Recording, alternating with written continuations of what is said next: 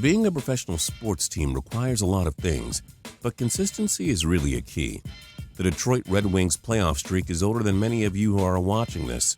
The New England Patriots win the AFC East every year because of Bill Belichick. The St. Louis Cardinals are always making the playoffs because of their excellence in drafting and scouting. But then there are some professional teams who also have no idea what they're doing.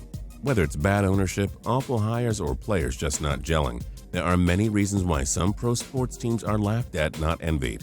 I'm Justin Fraction, and here is our list of the 10 worst sports teams in professional sports. Number 10, Vancouver Canucks.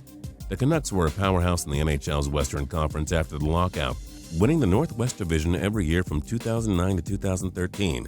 They fell just one game short of winning the 2011 Stanley Cup Final, but that was as close as they would get.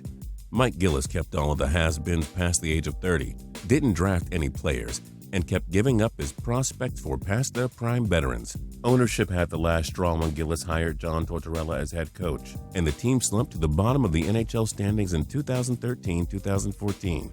Even after the Gillis regime, ownership has kept throwing money at players instead of doing it the right way.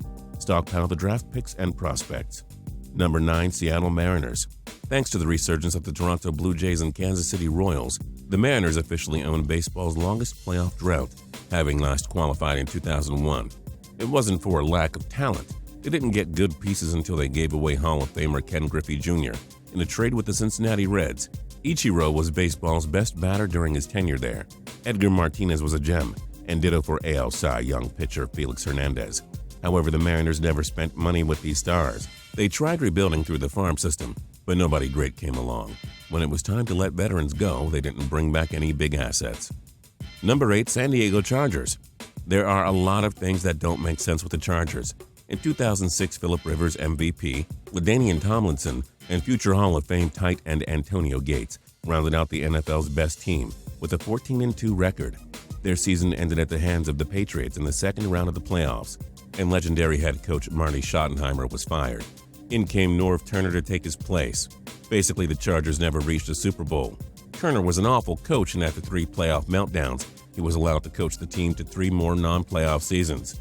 Put it this way, Antonio Cromartie has been their best first-round pick since 2006, and he only played 4 seasons with them. Number 7, New York Jets. There are a lot of problems with this team.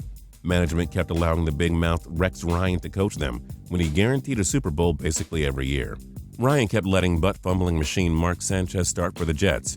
Geno Smith basically isn't the starter anymore because a teammate punched him in the face and broke his jaw. But they have had some great drafts, obtaining Darrelle Revis, Sheldon Richardson, and Muhammad Wilkerson to help them form an elite defense. There's a reason why they haven't won a Super Bowl since Joe Namath won their first nearly half a century ago. Number 6, Charlotte Hornets. Even the GOAT of basketball, Michael Jordan, hasn't been able to save this team as the owner. The Bobcats-Hornets franchise came into the NBA in 2004-2005. They've posted 3 winning seasons and haven't won a playoff series. They drafted legendary Adam Morrison 3rd overall in 2006 and missed out on Brandon Roy and Rudy Gay, among others. They took Brandon Wright over Joakim Noah in 2007. They took DJ Augustine over Brook Lopez in 2008. In 2012, they took Michael Kidd-Gilchrist over Damian Lillard and Andre Drummond. Whoops. Number 5, Los Angeles Rams. Ever since they won Super Bowl 34 and nearly won it all again 2 years later, they've been a laughingstock. They last made the playoffs in 2004. Their best season since then was an 8-8 campaign in 2006, a decade ago. They've posted 4 seasons where they won 7 games, so they aren't horrible, and guys like Aaron Donald, Todd Gurley, and Robert Quinn were jackpot draft selections. So what's going wrong? Jeff Fisher. Fisher is a mediocre coach on a mediocre team and got a 3-year extension, which means more mediocrity for the Rams. Number 4, Buffalo Bills. The Bills haven't made the playoffs since 1999. Here are some reasons why they are bad. Since their last playoff appearance in 1999, they've had 8 head coaches and have started 15 quarterbacks since. The best of those? Probably Ryan Fitzpatrick, who's living it up with the Jets now. Marcel Darius, Stephon Gilmore, and Sammy Watkins have been excellent draft picks, but before that they didn't get any stars in the first round, except Marshawn Lynch, who starred in Seattle. Number 3, Sacramento Kings.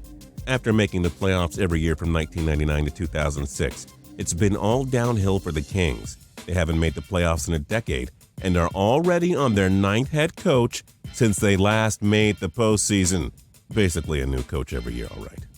They failed to build around superstar DeMarcus Cousins. Quincy Douby was a major mistake in 2006 as Kyle Lowry and Rajon Rondo went later. Thomas Robinson was taken in 2012 over Lillard. Then, of course, Jimmer Fredette was taken 10th overall in 2011, while Kawhi Leonard fell to the Spurs and became their franchise star. And Klay Thompson became a huge part of the Warriors' 2015 championship team. Number 2, Toronto Maple Leafs. The Maple Leafs have the second most Stanley Cups with 13. Their last one was in 1967, when there were still only 6 teams in the league. They have one freaking postseason appearance since 2006, and we all know how that ended in 2013. A 4-1 lead in Game 7 against the Boston Bruins in the third period fell apart and they were sent home in overtime. Old GM Brian Burke traded for Phil Kessel, who had no help around him, and the team missed out on drafting stars Tyler Seguin and Dougie Hamilton. The team didn't trade Matt Sundin when he was on his last legs and missed out on future assets. The David Clarkson contract straight up sucked. Things, however, are bound to change. Mike Babcock is one of the best coaches of this generation, and rising stars Mitch Marner and Austin Matthews just might turn this awfully managed team around.